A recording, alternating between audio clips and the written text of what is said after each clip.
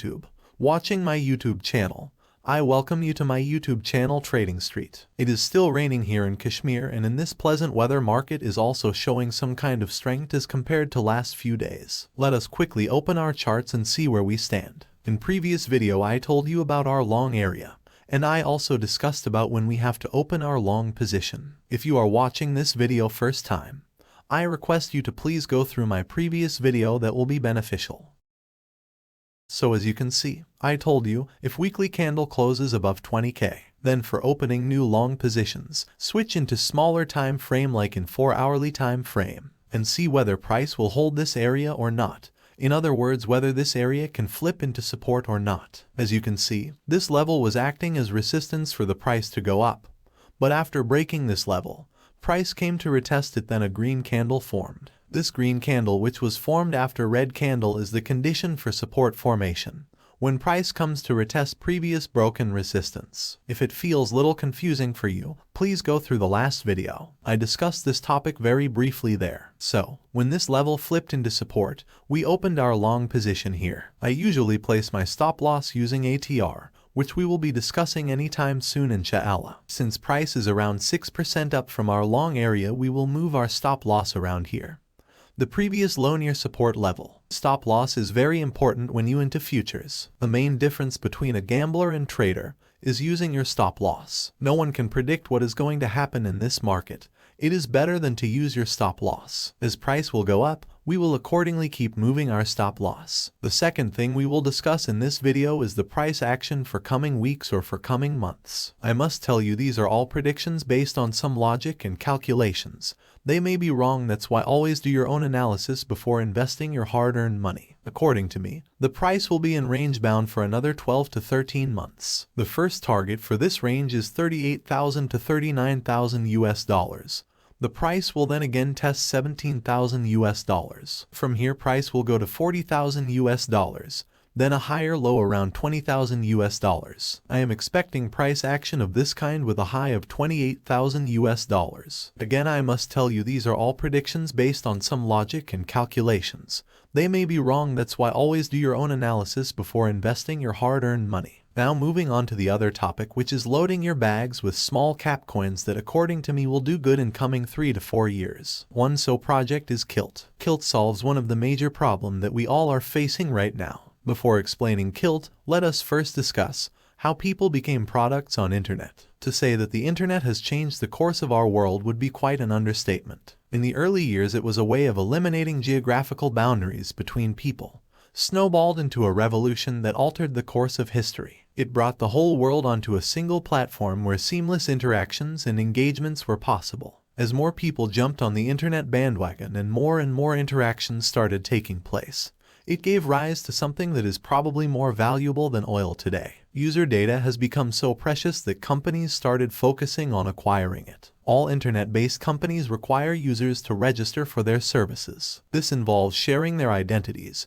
preferences, and demographic information in the process. In addition to this, every action of the user on the platform is tracked to create an accurate user profile. All of this data is stored on centralized servers and is used to either target users with personalized ads or is sold to third-party companies. The problem is that users have no control over the way in which their data is stored and used. Moreover, being stored on centralized servers makes their data easily susceptible to hacks and thefts. On the flip side, if users completely stopped sharing their information, they would lose the convenience of personalized services. Furthermore, if they do not really know who they are interacting with, online interactions could become a complete mess. As we head towards Web 3.0, the new iteration of the internet, there is dire need for a system that could solve these data woes and let users share only as much information as they want. This is exactly what the Kilt protocol aims to achieve. Imagine a scenario where you are sick and need a doctor to check on you. If a person, X, comes to you claiming they are a doctor,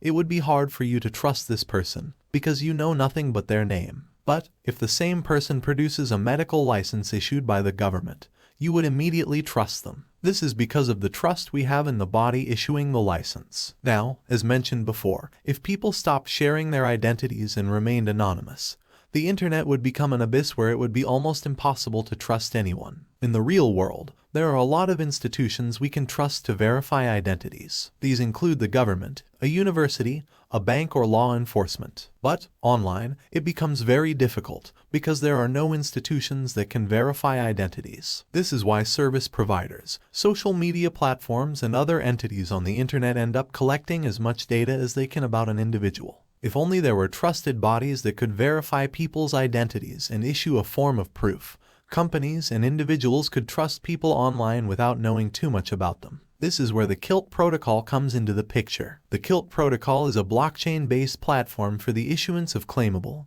verifiable credentials in the digital world. The protocol aims to replicate the trust model of the real world in an effort to create a safe web space where user data is not exploited. The interesting part is that the protocol creates verifiable credentials, not just for people, but also for objects, businesses, and services on the internet. So, if someone wants to sign up for a subscription online, the service provider can verify their identity, and they too can verify the service provider's legitimacy. This ultimately creates a trust-based internet. To realize its ambitious vision of creating trust in the digital world, the Kilt protocol follows a top-down structure, where there are three main players that set the trust game rolling. These players are called attesters, claimers, and verifiers. To better understand the working of the Kilt network, we first need to understand the difference between identities and identifiers. Identifiers are simply names or numbers that are given to people, businesses, or machines. For example, John. John is simply a name that reveals little to no information about the person behind it. An identifier alone is never sufficient to create an identity. Now, if we say John is a data scientist from England, this becomes an identity,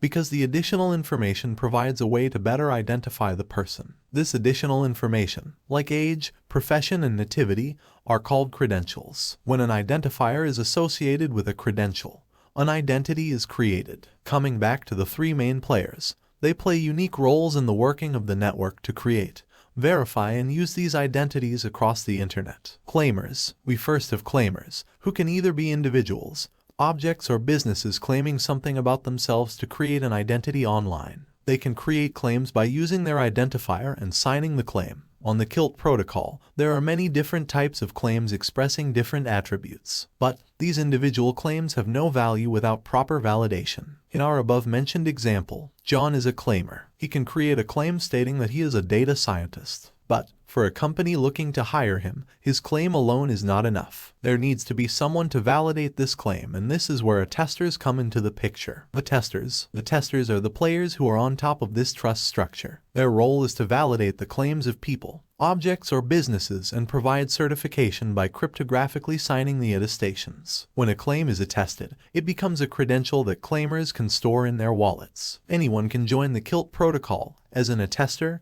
to verify claims. This gives rise to new business opportunities, as attesters are paid in Kilt tokens by claimers to verify their claims. They occupy the most important role, as they verify claims and certify claims that are valid. The more claims they attest, the more trusted they become within the network. However, falsely verifying claims could cost them their reputation and, eventually, their business. While attesters have the right to verify claims, they have no right over the user's credentials and cannot store their data by any means. Going back to our example, John can pay a fee to a trusted attester to have his claim of being a data scientist verified. Once it is verified, he can store that credential in his wallet and present it to potential employers. Verifiers are players who create a demand for credentials. Verifiers could be social media platforms or businesses providing some type of service to the claimer. The verifiers trust attesters to provide valid certifications and use that as a proof of identity that can be attached to a claimer. They have the power to choose the attesters they trust and are required to identify claimers through cryptographic challenges,